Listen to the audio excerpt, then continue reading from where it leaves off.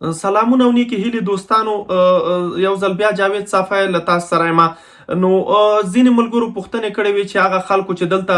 یو یا دوه یا درې منفیانې خوړلي دي او د هغوی هغه کم کیس چې ده هغه بند شوی ده او نور چانس نه لري چې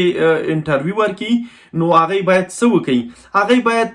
داسې کار وکړي چې هغوی باید اوسپیلډونګ ځان ته پیدا کړي، اوسپیلډونګ وکړي، او که چیرته دی ډولډونګ ولري، هغه بشفټینګ ډولډونګ چې ورته وایي، د هغې له لارې نه کولی شي چې کله دوی اوسپیلډونګ خلاص که نو کولی شي چې د 25مې مادې د استوګنې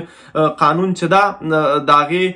25مې مادې پر اساس کولی شي چې دوی اوسلنډر بورډې ته هغه وکړي، مراجعه وکړي او هغې ته خپل هغه اسناد چې دي د اوسپیلډونګ اسناد، هغه 3 کلنه یا 2 کلنه رشته چې ده چې هغه دوی پای ته رسولي وي، هغه اسناد دلته ویسي او دی بیا کولی شي چې هغې په دې باندې پرېکړه ورکړي او دوی ته 2 کلن کاري هغه ورکړي، ویزه ورکړي. او بل هغه کسان دي چې د هغې دلته تقریبا 6.5 کاله 7 کاله کیږي، هغوی هم د دې مستحق کیدی شي که چیرته هغوی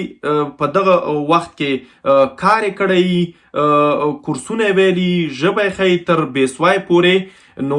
د هغې سره هلته خبرې کیږي، یوه لنډه غونډې انټرویو ته اخیستل کیږي، بیا هغې کولی شي چې د خپل کار اسناد، د خپل د دې هغه کومه موده کې چې دی ژبه زده کړې ده، کوم کورسونه یې چې کړي دي، د هغې ورقې یا که دلته مثلا مکتب ویلی، تقریبا دغه 8 یا 10 پورې دی دلته مکتب ویلی، نو د هغې اسنادونه دي هغې سره شریک کی، نو هغې هم کولی شي چې په 8 کلو کې اسناد ورته ورکړي. نو دا ډیره مهمه ده چې تاسې سپین کار کړی او تاسې سوسیال فس شغوم چې ورته وایي هغه مو ورکړی تقریبا تر 15 کلو پورې. نو د 15 کلونو هغه کم هغه چې دي د کار لون ابغشنونګونه چې ورته وایي هغه باید تاسې ځان سره راټول کړئ او اوسلنډر بورډې ته ویسئ، هغې ته دا ورکړئ او نور هغه کم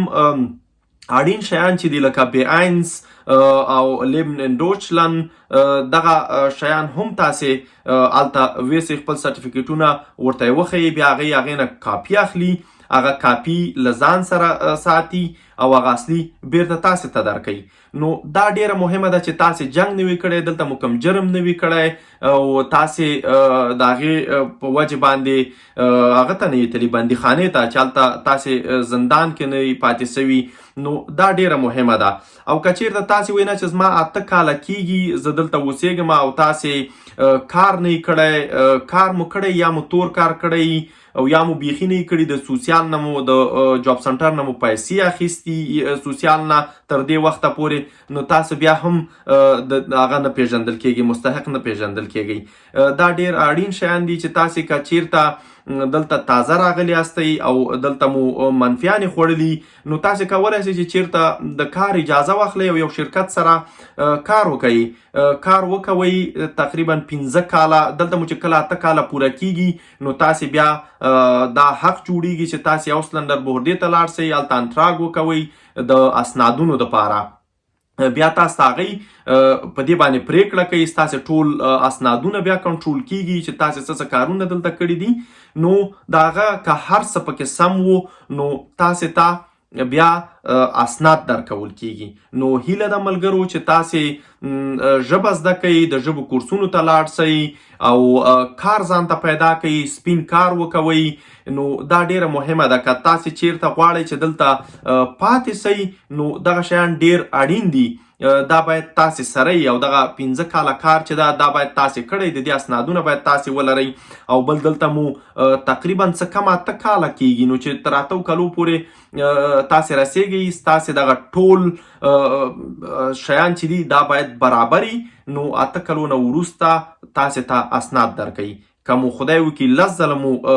منفي خوړلي یا رد شوي یاستئ، نو دا چې جرم مو نه یې کړی تاسې ته حتما اسناد درکوي. نو دغه لنډ معلومات مو له تاسو سره شریک کړه. که چیرته دا ویډیو مو خوښه نو کولی شئ چې زما دغه چینل سبسکرایب کړئ او له نورو ملګرو سره هم شریکه کوي. بیا هم که کومې پوښتنې لرئ نو کولی شئ چې په کومنټونو کې له ما څخه وکوئ. تر بیا مو په الله سپارم. الله په امان.